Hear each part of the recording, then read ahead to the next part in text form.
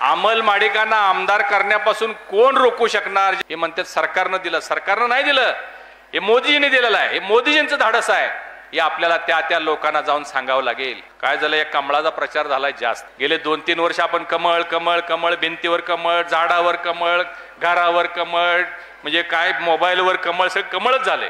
गेला 1 महिना रोज पेपरमध्ये बातमी आहे की पाणी आलेलं नाही, पाणी येणार नाही, पाणी येऊ शकत नाही.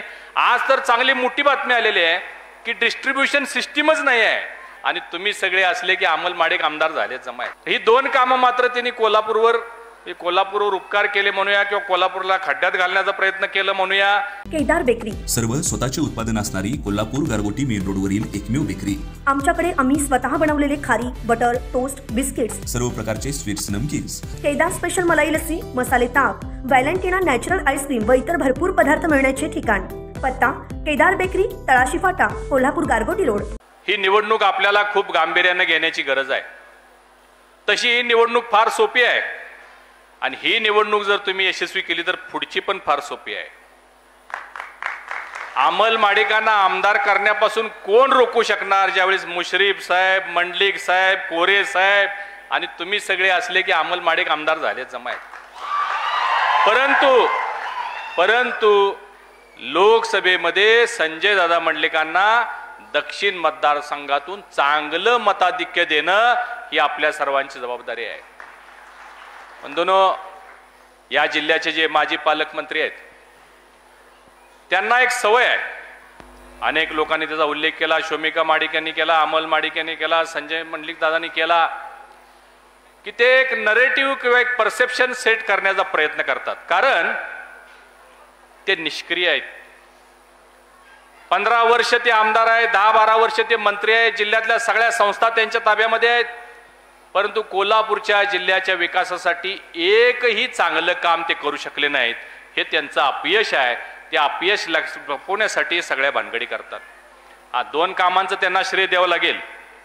एक, जे IRBचे रस्ते आपल्या टोल लादलं होतं आपल्या मानगुटीवर, ज्याचे पैसे अमल माडिक आणि चंद्रकांत दादांनी 450 कोटी रुपये त्या कॉन्ट्रॅक्टरचे भागवले, तो आपल्या मानगुटीवर लादला.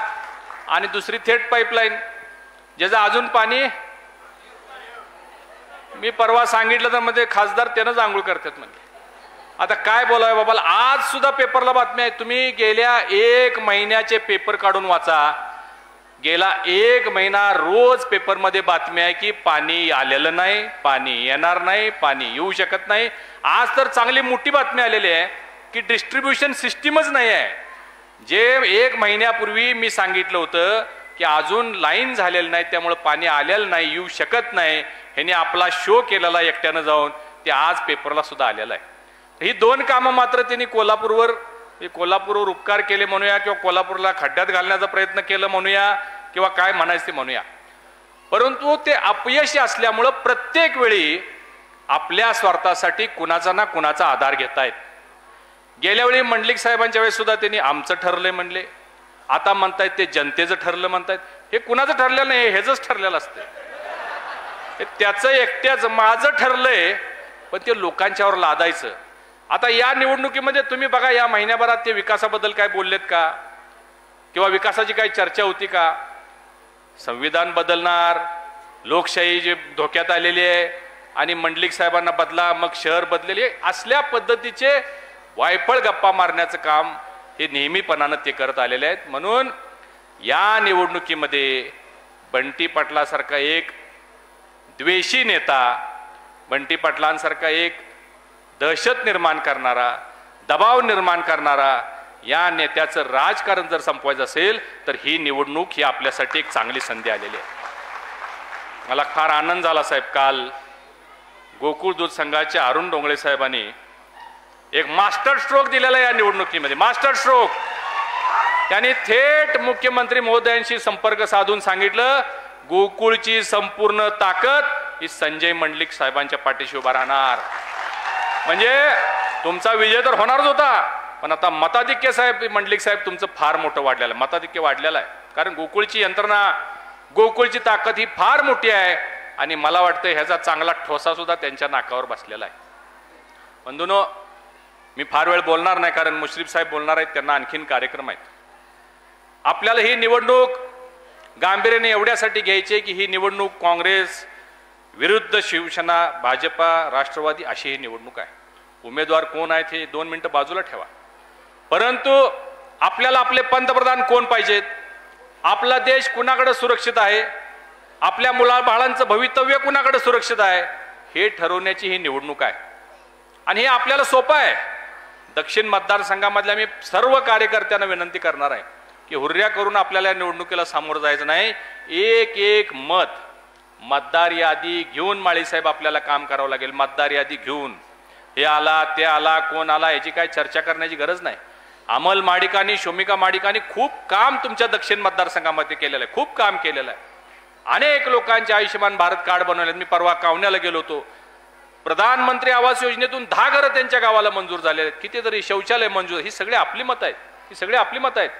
ग्रामीण भागामध्ये, शहरामध्ये 80% घरांमध्ये मोदीजीने दिलेलं रेशन विनाशुल्क आज पोचतंय. 80% घरांमध्ये पोचतंय. ती मतं आपली आहेत.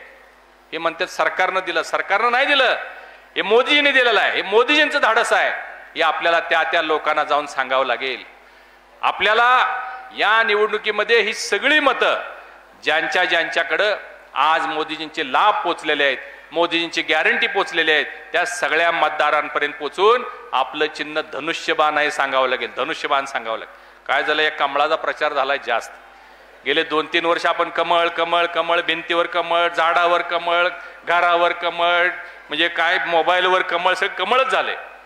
त्यामुळे असं होऊ नये की मशीनवर गेलोय आणि आपण कमळ कुठे शोधत बसलोय, असं होऊ नये. मोदीजींचं या निवडणुकीतलं चिन्ह धनुष्यबाण आहे. आणि हे धनुष्यबाण आपण घराघरामध्ये पोचवून ते मतदानापर्यंत पोचवायचं आहे. लोकांना सांगायचं आहे गेल्या 40, 50, 60 वर्षांमधला काँग्रेसचा कारभार आणि या 10 वर्षातला भारतीय जनता पार्टीचा कारभार हे आपल्याला लोकांना सांगावं लागेल. काय पाहिलं आपण 50-60 वर्ष? भ्रष्टाचार, भ्रष्टाचार, घोटाळे, 2G घोटाळा, 3G घोटाळा, स्पेक्ट्रम घोटाळा, कोळसा घोटाळा, चारा घोटाळा, कॉमनवेल्थचा घोटाळा, अनेक घोटाळ्यांची मालिका पाहिली आपण. परंतु या 10 वर्षामध्ये मोदींच्या काळामध्ये एवढा सुद्धा भ्रष्टाचाराचा डाग मोदीजींच्या या सरकारवर आलेला नाही. ही आपल्यासाठी अभिमानास्पद गोष्ट आहे. अशाच नवनवीन अपडेट पाहण्यासाठी आमच्या KK न्यूज चॅनेलला सबस्क्राईब करा.